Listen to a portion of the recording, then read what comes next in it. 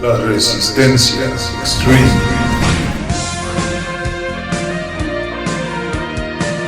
Muy buenas tardes amigos, ¿cómo están? Les saluda su amigo Don Vocero en el podcast de La Resistencia. El día de hoy estamos de manteles largos, estamos con un equipo de comentaristas políticos de lujo el día de hoy. Entonces vamos a comenzar con General Pólvora. Muy buenas tardes, General. Hola, mi hermano, ¿cómo están? ¿Cómo están, amigos? Qué bárbaro. Pusimos al vocero por delante a ver si levantamos mayor rating, porque nos hace No, falta. de ningún modo. Los podcasts de La Resistencia hablan por sí solitos. Odiosa, muy buenas tardes, ¿cómo estás? Hola, buenas tardes a todos y pues muy contenta de estar de nuevo aquí con ustedes. Úrsula, ¿cómo te va? Hola, vocero, un gusto estar aquí con ustedes. Buenas tardes a todos los que nos escuchan aquí en La Resistencia.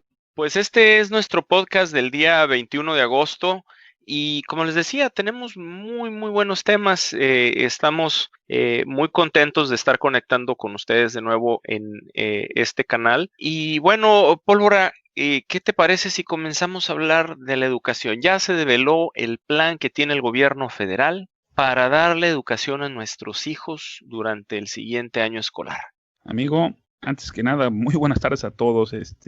Fíjense que, bueno, me toca conocer también de este tema de qué es la educación y la docencia. Y realmente entendíamos la reforma educativa como una optimización del recurso educativo en donde se dividía por competencias, el conocer, y la forma pedagógica de Piaget se iba a instalar en México para que la gente tuviera la capacidad de ir formándose, sumando capacidades, competencias y conocimientos para que fueran competentes en su vida laboral y profesional.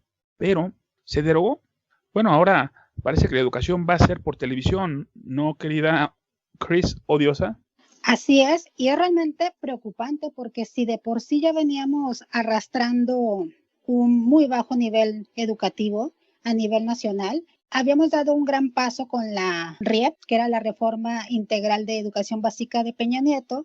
Era como un pequeño clic a la brecha, ¿no?, entre educación pública y educación privada, y ahora regresamos nuevamente atrás. Lo preocupante aquí es el cambio de discurso, ¿no? Yo recuerdo claramente cuando el partido del PG, yo no voy a decir la izquierda mexicana porque López Obrador no representa a la izquierda mexicana, de hecho no representa a la izquierda.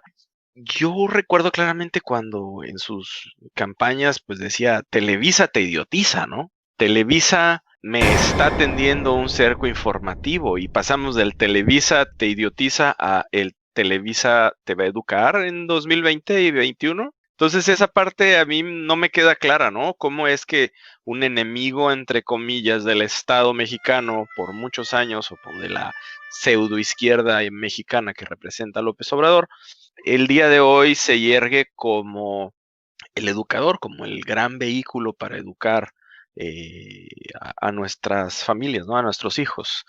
¿Cómo ves, Úrsula? Así es, como bien señalas, hace un par de años tan solo todavía era Televisa, esta parte de Televisa, la mafia, parte de la mafia del poder. Televisa estaba muy satanizado por el presidente y pues ahora vemos que les ha conferido el total poder de la educación de los niños en México. Úrsula, viste un contenido que publicó la CEP al respecto. Yo ahorita te voy a preguntar de ello. Antes voy a hacer una reflexión al respecto. Regularmente una persona que pues, trabaja en la educación, en el sistema educativo mexicano y que aparte tiene hijos, entiende claramente que lo que está en los planes se ve diferentemente reflejado en la educación directa del infante. Bueno, básicamente entendemos la gran problemática que existe en el sistema educativo mexicano desde los años 60. Se divide en dos vertientes. La primera es la gestión y la segunda es la evaluación. La gestión es alcanzar a hacer las cosas que están programadas, el que los recursos lleguen a lo que se trata el asunto, que no se queden atorados. La otra parte, la evaluación, trata de que debemos de tener una idea clara de qué se conoce como transferencia educativa, que la gente que es maestro y que se encarga de llevar la educación a los menores tenga la forma de evaluar el impacto de esa transferencia educativa. Bueno, esas dos vertientes que históricamente fueron el problema, de pronto dejaron de serla, porque el PG derogó la reforma educativa y estableció otros parámetros distintos, en donde la gestión ahora pasa por canales de honestidad y realmente no conocemos la forma en que la gestión tendrá un impacto directo porque es muy pronto aún. Pero en la parte de evaluación sí se ha dicho mucho que no importa la calificación y que no importa tampoco el relumbrón de tener 10, que lo que importa es estar estudiando de alguna forma. Que aunque tengas 6 o 7, tú eres candidato a una beca, lo cual ya te hace un fan del PG y dentro de un sistema que está corrompiendo la mente de los alumnos. Ahora vamos a tener los padres que dejar a nuestros niños viendo televisión de las 9 de la mañana a las 12, en donde se van a escalar los diferentes canales en distintos horarios. Nos hacen a los padres una evaluación previa donde nos preguntan si contamos con cuántas computadoras, contamos con cuáles servicios de interconexión, si acaso tenemos radio, si tenemos televisión, y en base a eso ellos van a establecer una forma de diseminación de contenidos, como dice Vocero, generados por el enemigo que es Televisa. Pero no debe extrañar porque recuerden que Slim era el peor del mundo y bueno, también van a ocupar las vacunas que él está generando, ¿no? Con AstraZeneca. Úrsula, te paso la bola. Así es que nada, como comentaba, pues presentan un programa que deja demasiadas dudas al aire, ¿no? Comentas tú, por ejemplo, esta evaluación estilo socioeconómica para fiscalizar el tipo de tecnología con la que cada uno de los mexicanos cuenta en su casa para poder hacer posible este nuevo sistema de modelo educativo, en el que pues precisamente una de las principales cuestiones es qué pasa en casas donde tienen 2, 3 hijos, tienen una sola televisión. ¿Qué pasa, por ejemplo, también en las áreas marginadas donde ni siquiera se cuenta con televisión porque ni siquiera se cuenta con un sistema de infraestructura eléctrica? Ellos lo presentaron como muy fácil, como la solución del mundo, pero creo que sí tenemos que analizar un poco más a fondo todos este tipo de looks que se pueden presentar a lo largo de esta nueva forma de tomar clases para los niños, ¿no? Yo quiero manifestar 2 preocupaciones que tengo yo con esta nueva manera de educar a nuestros hijos. La primera es que se está centralizando el contenido, lo cual debería de ser bueno si tuviéramos enfrente a pedagogos y a personas que su intención fuera educar a nuestros hijos, a educar a nuestras familias. Sin embargo, tenemos enfrente, hay que recordar, personas con una cierta ideología, uno de los 2 grupos que conforman el Partido Morena. Unos son los expriistas, que son un poquito más ortodoxos en este tipo de cuestiones, pero el otro es un grupo de personas con una ideología completamente comunista, los que les llamamos los bolivarianos. Este tipo de personas ya ha intentado meterle mano a los sistemas educativos. Ya intentaron manotear y manosear el contenido de los libros de texto gratuitos el año pasado. Recordemos que ellos ya pusieron como el neoliberalismo y los años del neoliberalismo como si fuera una cosa horrible y espantosa. Nada más hay que recordarle a la gente, a los audioescuchas, que el neoliberalismo nos tenía creciendo al 2%, 2,5% y ellos lo consideraban mediocre. Ahorita estamos creciendo a un menos 18.9. Entonces pueden infectar a nuestras crianzas, a nuestros niños con este tipo de ideología comunistoide, ¿verdad? Para mí eso se me hace una cosa súper grave y súper preocupante, porque ese tipo de contenido de alguna manera los maestros lo filtraban y lo cachaban, ¿no? Yo conozco maestros, amigos míos, que me dicen, no, es que, perdón, yo no voy a poner eso enfrente de mi salón. Está fallando el sistema. Yo no voy a poner que el sistema capitalista es algo que no está funcionando, cuando claramente lo que está fallando es el sistema pseudocomunista que están queriendo instalar en México. Esa es la primera preocupación. Mi segunda preocupación está en lo siguiente. La ignorancia y la falta de evaluación que van a tener nuestros nenes. No van a tener ellos un sistema de retroalimentación de su desempeño en el aula. ¿O cómo van a hacer ellos sus exámenes? ¿Los van a mandar por correo? ¿Va a venir el profesor a aplicarlos a la casa? No, ¿verdad? Nada más van a estar viendo la tele, seamos sinceros, durante 2 horas y media al día. 2 horas y media al día van a estar ellos viendo la tele y se acabó, ¿eh? No va a haber más. no van a haber, no vamos a tener exámenes de el niño, el educando, pasó o no, comprendió o no la lección, y esto pues nada más va a promover la ignorancia dentro de nuestros críos, ¿verdad? Lo único que va a pasar es de que si no se les está evaluando, pues ellos no se van a ver forzados a estudiar. Digo, vamos a tener excepciones, obviamente habrá quien sí le guste la escuela, pero habrá otros que necesitan un poquito más, y si no entienden, pues van a crecer con un bache educativo de este año que el año de la pandemia, ¿no? ¿Cómo ves, Pólvora? Fíjate que lo tienes muy claro. Sin duda, el impacto de la ausencia de clases por un mes en un alumno de tercero o de cuarto es muy notorio el resto de su vida posiblemente. Aquella semana que tuvo varicela y que no pudo aprender la tabla del 7, el resto de su vida puede estar fallando en ello. Y no es una situación catastrófica, pero los niños que están actualmente perdiendo un año por la pandemia, no van a tener muchas posibilidades de salir adelante si no tienen a sus padres trabajando el proceso educativo a su lado. Por eso van a estar la escuelita de padres, porque a los padres nos van a batear cierta cantidad de trabajos, de situaciones que tenemos que desarrollar creativamente con los niños. Pero aquellos padres que tengan tiempo, que tengan internet y que tengan luz para poder generarlo. No sé, en el universo de todos los niños del país, si una familia tiene un niño de segundo, uno de cuarto y uno de sexto, si podrán coordinarse para pelearse la televisión, la computadora que pueden tener. O sea, hay una situación de problemáticas importantes porque la educación a distancia es un hecho, es exitosa, la transferencia es muy efectiva, al igual que una escuela tradicional, pero estamos hablando de nivel posgrado y a nivel licenciatura, donde las personas tienen ya un criterio establecido de cuáles son los objetivos que están luchando en su vida. Pero cuando tú tienes un niño de 7 años para abajo, es digamos de 12 años para abajo, es una grabadora en rec, grabando permanente todo, entendiendo todo. Y si no lo entiende, lo va a manipular, porque los niños tienden a manipular su entorno cuando no pueden controlarlo. Entonces, a nivel pedagógico, es una problemática enorme. No sabemos cómo le van a hacer, pero vamos a estar muy atentos de esta situación, vamos a hacer seguimiento al respecto. Quiero ver si ustedes dos tienen algo más para cerrar este tema y pasar a lo que sigue. Sí, mira,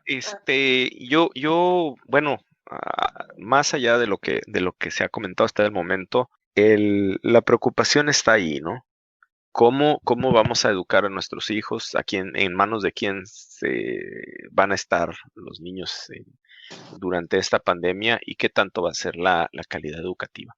Otra preocupación que tengo es, oye, los profesores, ¿qué va a pasar con ellos, no?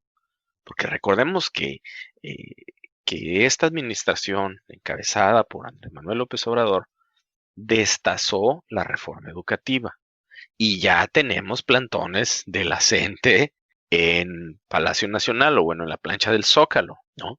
Entonces, alguien comentaba en Twitter, me disculpan si no recuerdo quién es, dice, oye, mi perro dice cuando yo le doy croquetas, creo que era Ninja Hodon, mi perro cuando yo le doy croquetas, dice, le doy la croquetita y se come las croquetitas, ¿no? Y ya se va. Dice, pero cuando le doy salchicha, se la traga, pero así rapidísimo, y quiere más, y está saltando porque quiere más. Bueno, así son los de la CENTE. A los de la CENTE les quitaron el yugo, que sí era un yugo que estaba diseñado para que se pusieran a trabajar con la cancelación de la reforma educativa que hizo Peña Nieto. Quizás sea la única cosa buena que hizo Peña Nieto en su sexenio, la aprobación de la reforma educativa. ¿Que era una reforma laboral? Sí. Era una reforma laboral. ¿Que era necesaria? Sí, también era necesaria, porque la CENTE, acordémonos que pues, lo de ellos no es educar a nuestros hijos, ¿no? Lo de la CENTE es la protesta, la marcha, el plantón, el ser rijosos, el ser porros, ¿no? Entonces, ¿qué va a pasar con todos esos maestros? ¿Qué va a pasar con la educación continua, la formación continua que tienen los profesores de primaria, secundaria y preparatoria? ¿Qué va a pasar con todos esos cursos?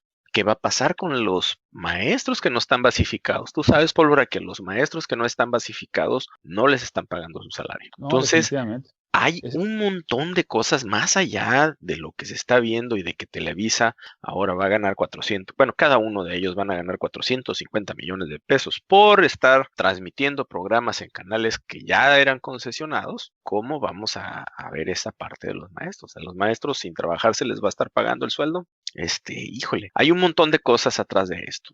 Cierro aquí mi participación con este tema, Pólvora. Muy bien, yo creo, estoy de acuerdo contigo. Es imposible que... Bueno, caray, Ursulita, por favor, cierra este tema.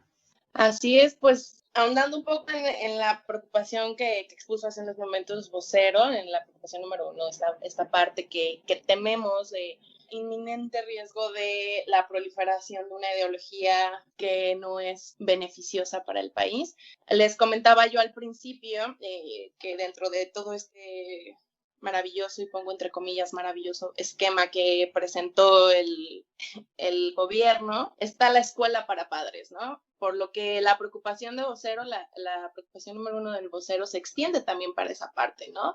Claro, no demerito gente que tiene el criterio, adultos que tienen el criterio de separar y de entender que el contenido no es como debería, pero también está esta población, y tenemos que ser realistas, que estarán sometidos a este contenido de programas de escuela para padres, que también tendrán estos tintes ideológicos, que lo único que se busca obviamente es la fortificación de esta propaganda en favor de la dichosa transformación del presidente, ¿no? Por ejemplo, comentaba yo hace unas semanas en Twitter que el Programa de las Naciones Unidas para el Desarrollo ya pronosticaba que aproximadamente 1.4 de infantes mexicanos no iban a regresar a clases, ¿no? Con los esquemas que presenta en televisión el gobierno, creo que eso no va a solucionar esta gran cifra que nos pone en predicamento como país, porque una cifra de ese bajo retorno a clases nos enfrenta,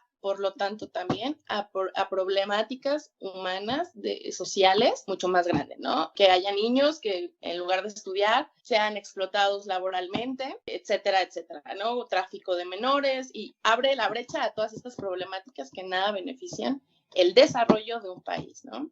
Que sabemos que este gobierno le apuesta todo menos al desarrollo real del país, pero pues es una realidad que no podemos perder de vista, y se las dejo ahí de tarea a nuestros escuchas. Bueno, miren, para cerrar este segmento voy a decir algo. Hace un rato estaba oyendo noticias en Radio Fórmula y comentaron que México, ante esta alternativa de educación, ¿verdad? Que México había obtenido el último lugar de los miembros de la OCDE en cantidad de recursos técnicos para la educación.